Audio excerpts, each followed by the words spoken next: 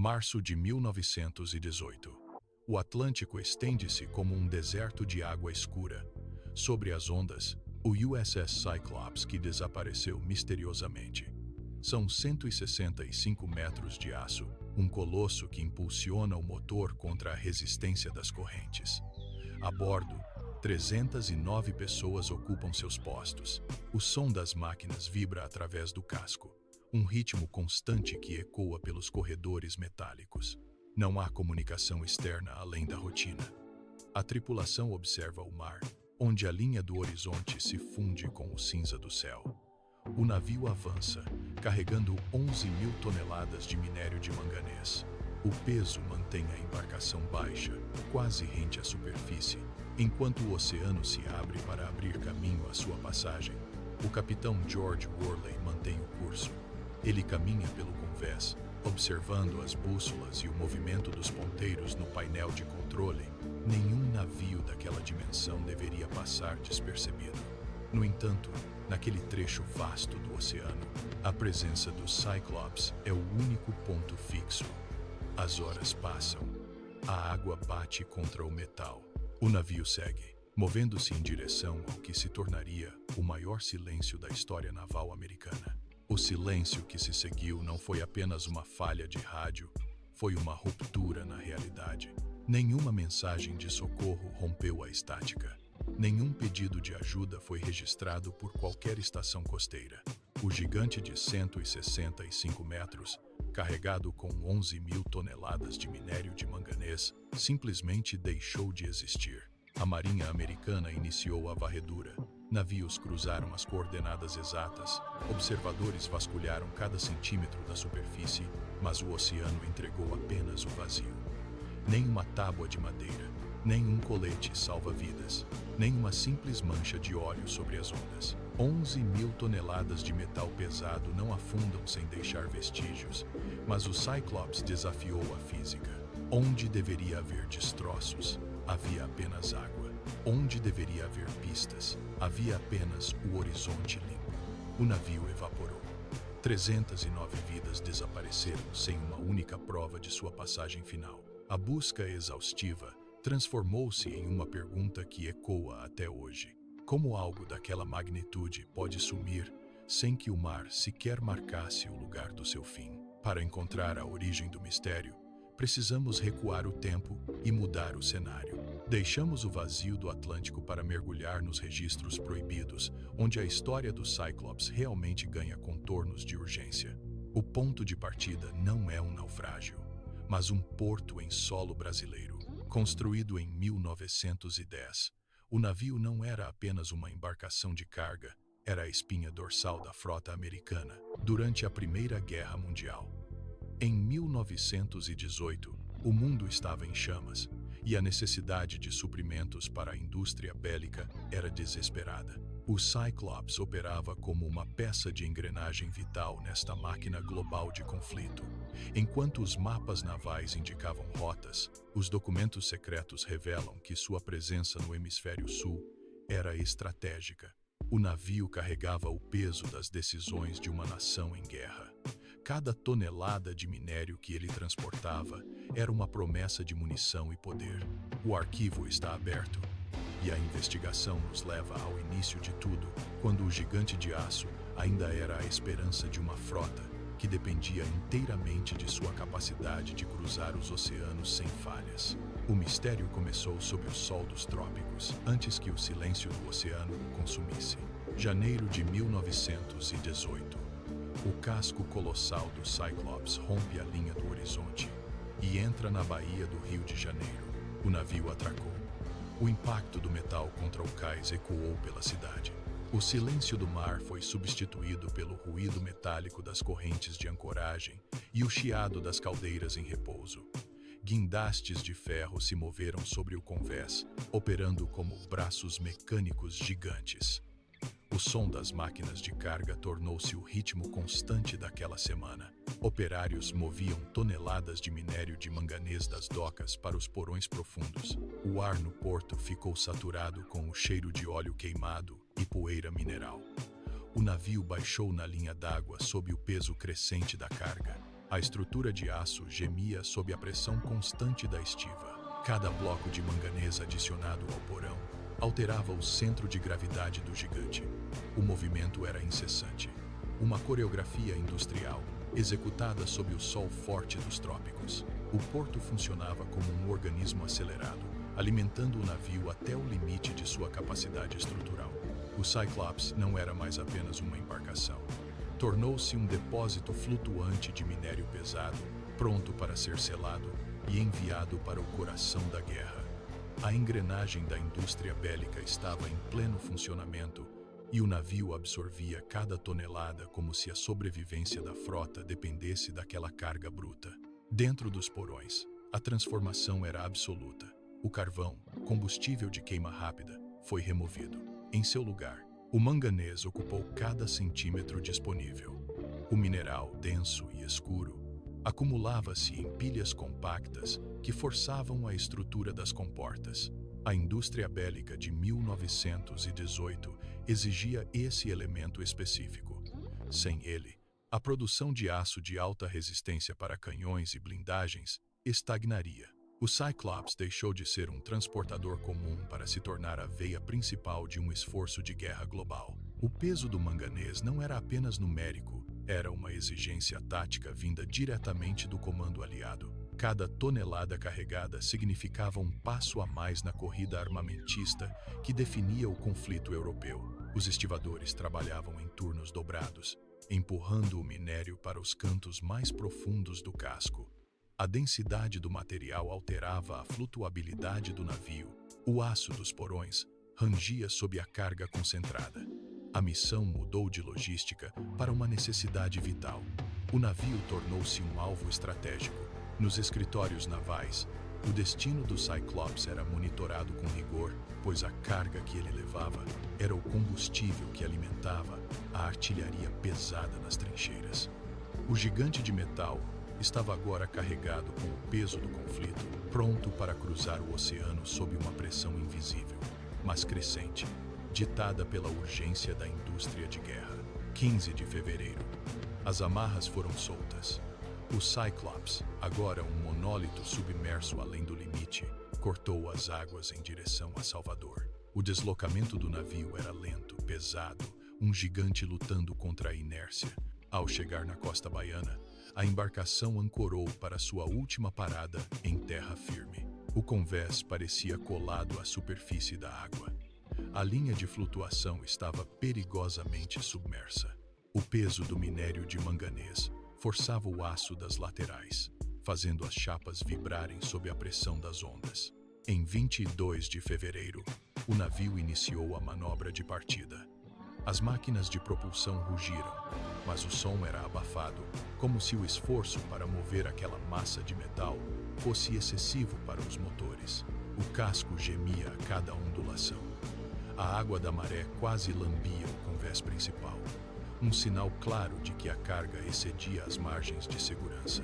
O navio não navegava sobre a água, ele parecia arrastar-se através dela, imerso e sobrecarregado. A estrutura de aço, tensionada ao limite, forçava cada rebite e junta de união. O Cyclops afastou-se do porto baiano, deixando para trás a segurança do solo firme, enquanto o oceano aberto aguardava o gigante que, por puro excesso de peso, parecia já estar em conflito com as leis da física. No comando daquela massa de aço, encontrava-se George Worley. O homem que conduzia o navio através do Atlântico carregava consigo um rastro de incertezas. Registros e documentos de navegação ocultavam uma verdade que, se revelada, paralisaria a frota americana. Sob a patente e o nome de Worley, escondia-se Johann Wichmann. A identidade alemã, mantida em segredo absoluto, transformou o capitão em uma figura de suspeita constante. Em plena Primeira Guerra Mundial, ter um homem de linhagem germânica no controle de um navio vital para a indústria bélica americana não era apenas uma anomalia, era uma bomba relógio. Wichmann, ou Worley, movia-se pelas áreas de comando com uma precisão calculada. A tripulação, composta por marinheiros experientes, começou a notar lacunas nas ordens recebidas. O comportamento do capitão alimentava boatos que circulavam nos corredores inferiores, onde terminava a lealdade de um oficial e começava a agenda secreta de um infiltrado.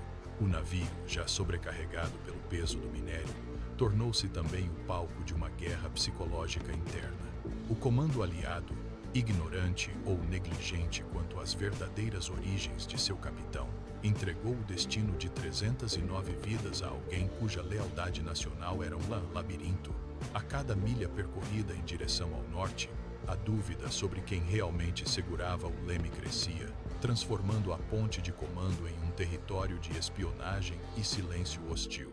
A bordo, a noite não trazia descanso, apenas uma vigilância silenciosa e paranoica. O capitão George Worley transformara o convés em seu território particular de insônia.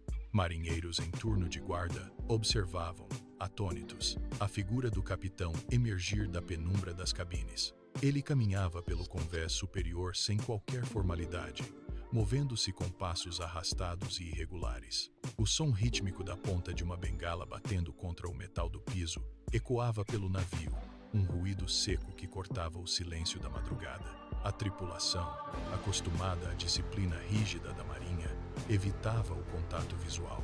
Eles mantinham os olhos fixos no horizonte ou nos instrumentos de navegação, enquanto sentiam o peso da presença de Worley nas proximidades. O ar no navio tornara-se denso, saturado por uma ansiedade que ninguém ousava verbalizar. Cada ordem emitida por Worley era recebida com uma hesitação calculada. Os homens sussurravam nos corredores, trocando olhares de desconfiança, enquanto tentavam decifrar as intenções por trás daquele caminhar errático. A pressão psicológica não vinha apenas da incerteza sobre o destino do navio, mas da consciência de que o homem no comando parecia ter perdido o controle sobre a própria realidade. A disciplina militar desmoronava sob o peso da instabilidade do capitão, criando um ambiente onde cada movimento, cada olhar e cada ruído noturno tornavam-se gatilhos para um colapso iminente. O gigante de aço navegava, mas por dentro, a estrutura social daquelas 309 almas já estava em ruínas. O motor do Cyclops soltou um ganido metálico que vibrou através de todo o casco antes de silenciar. Em 3 de março de 1918, o gigante de aço desviou de sua rota original, forçando uma parada não planejada no porto de Barbados. O navio não deveria estar ali. A âncora desceu com um estrondo que ecoou pela baía, interrompendo a inércia da viagem. George Worley desceu à terra firme com documentos em mãos e uma expressão que não buscava conselhos, mas que expunha o inevitável. Diante das autoridades portuárias, o capitão admitiu a realidade que a tripulação já sentia na pele. O motor principal apresentava falhas críticas e o peso do manganês superava os limites de segurança. O excesso de carga não era mais um detalhe burocrático, era uma ameaça física que o navio mal conseguia sustentar. Marinheiros observavam no convés enquanto mantimentos de emergência eram carregados. O ar parado de Barbados parecia sufocante. A tripulação, exausta e sob constante vigilância, trocava olhares de dúvida. O navio, aquele colosso de aço, parecia inclinar-se ligeiramente sob o próprio peso, como se lutasse contra a gravidade. A parada que deveria servir de alívio tornou-se o palco onde o desastre foi formalizado. Ninguém a bordo ousava dizer em voz alta, mas o silêncio entre os homens confirmava. O navio estava doente, sobrecarregado e, possivelmente, marcado pelo destino. Enquanto a tripulação esperava por ordens, o pressentimento de que aquela seria a última escala em solo firme pairava sobre o porto, pesado e inegável. Em 4 de março, as amarras foram soltas. O som dos motores, ainda instáveis e emitindo vibrações irregulares, rompeu a quietude de Barbados. O Cyclops afastou-se do cais, sua silhueta metálica cortando a água com um esforço visível sob o peso excessivo do minério. A tripulação, em seus postos, mantinha o olhar fixo no horizonte, onde o azul do mar se fundia com o céu límpido. Não havia sinais de tempestades ou ondas violentas. O oceano, em uma ironia cruel, estendia-se como um espelho de vidro, calmo e imperturbável. Poucas horas após a partida, o rádio do navio emitiu um sinal final. A mensagem, curta e desprovida de qualquer urgência, chegou aos receptores terrestres. Tempo bom, tudo bem. Essas 4 palavras foram o último rastro de existência do gigante. Após a recepção, o silêncio. O operador na estação de rádio esperou por novos dados, mas apenas o ruído estático do oceano preencheu o canal. O navio não enviou pedidos de socorro, não reportou novas falhas mecânicas, nem mudou sua trajetória. Ele simplesmente avançou para o vazio, deixando para trás a última escala conhecida. A partir daquele momento, a comunicação encerrou-se definitivamente. O Cyclops tornou-se um ponto invisível na vastidão do Atlântico, movendo-se através de águas estranhamente tranquilas. O mundo lá fora seguia seu curso, alheio ao fato de que, naquelas coordenadas, o navio e suas 309 almas haviam iniciado sua transição para o mistério absoluto. O dia 13 de março chegou com o porto de Baltimore em alerta máximo. Nos registros portuários, o nome do USS Cyclops ocupava a lista de chegada. Funcionários conferiam os relógios, observando a linha do horizonte na foz da baía. O navio não apareceu. As horas passaram, a maré subiu e recuou, mas o cais permaneceu vazio. O silêncio que antes era apenas uma ausência de rádio, transformou-se em uma lacuna insuportável na rotina da Marinha.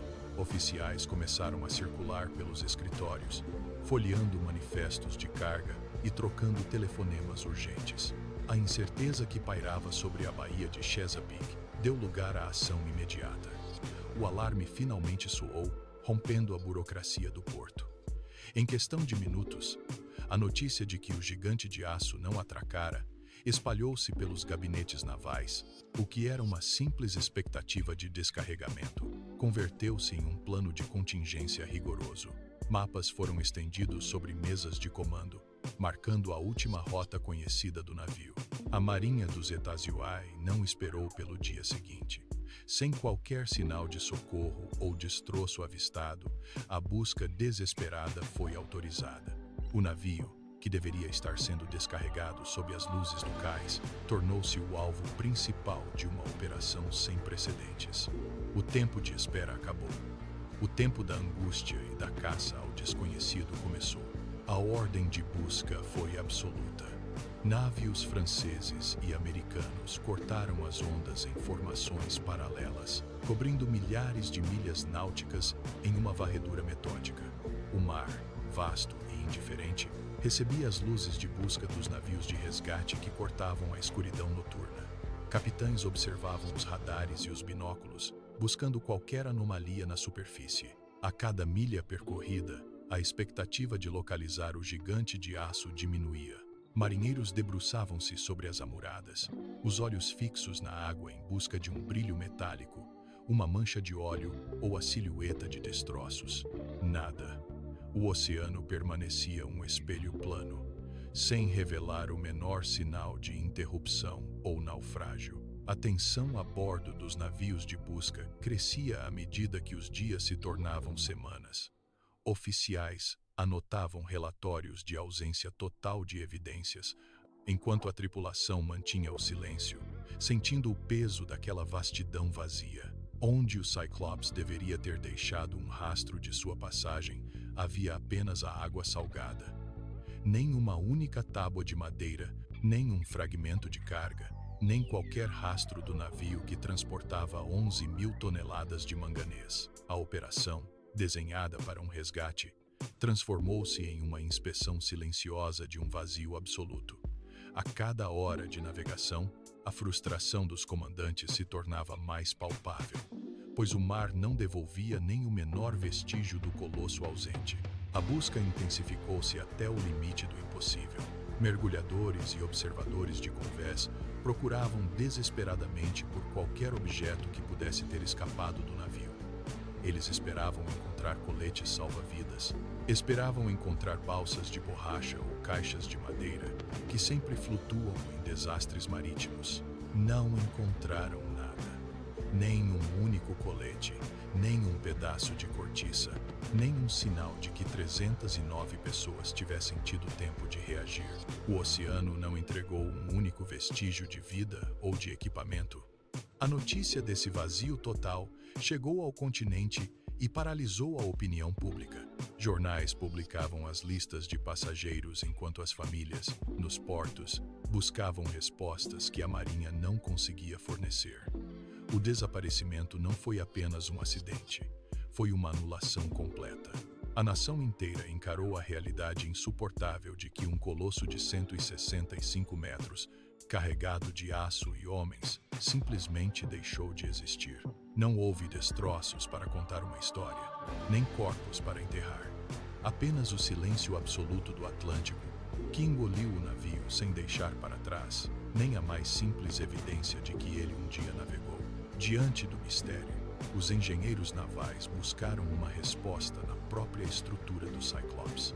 A teoria principal apontava para uma falha catastrófica causada pela sobrecarga.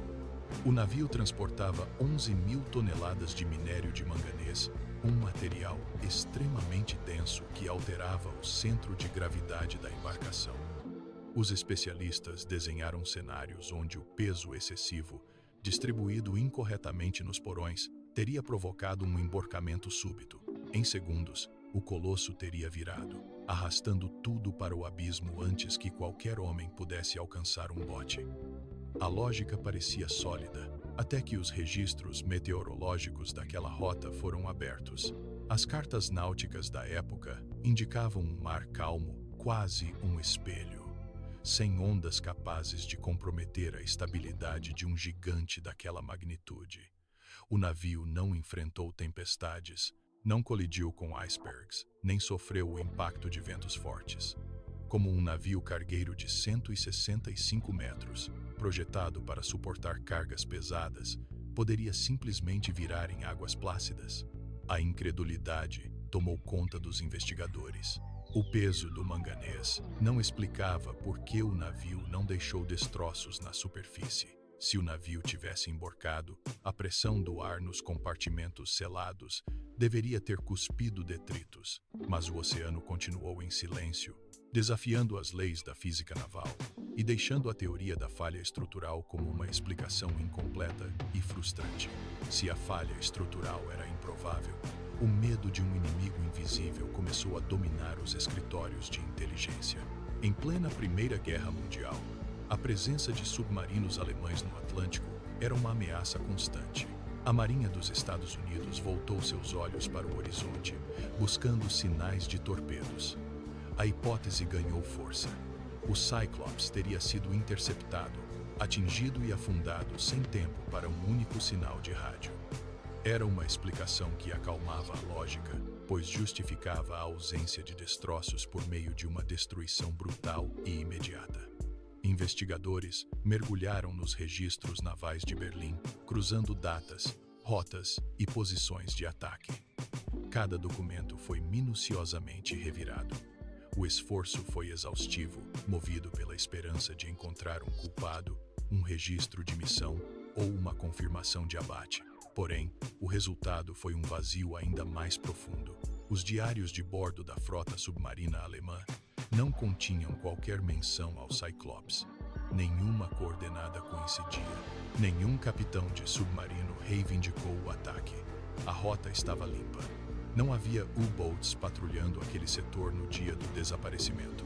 O inimigo externo, que servia como a resposta mais plausível para o horror, simplesmente não estava lá. A ameaça alemã, tão temida e esperada, dissolveu-se diante da ausência de evidências. O navio não foi um alvo de guerra. Ele continuava a ser um fantasma que desafiava a estratégia militar, deixando os investigadores diante de um beco sem saída ainda mais desconcertante. Resta a terceira hipótese, a mais sombria de todas: o conflito humano. Dentro do Cyclops, a pressão atingia o limite. A tripulação, exausta e desconfiada, observava cada movimento de George Worley. o capitão, um homem que escondia sua origem sob uma identidade forjada, tornara-se o centro de um ódio crescente. Relatos descreviam Worley percorrendo os convéses em horários impróprios, uma presença errática que alimentava sussurros de traição entre os marinheiros. A teoria do motim sugere que a desconfiança explodiu em violência, uma tomada de controle que teria levado o navio ao desastre, homens contra homens, um confronto silencioso que teria culminado no desvio da rota ou em um ato desesperado de sabotagem. Mas, ao analisar a lógica do mar, essa explicação tropeça no mesmo obstáculo intransponível. Mesmo que um motim tivesse ocorrido, mesmo que uma luta brutal tivesse dizimado o comando, um navio amotinado não evapora no ar. Corpos, ferramentas, botes, salva-vidas ou marcas de disparos deveriam ter sobrevivido à tragédia.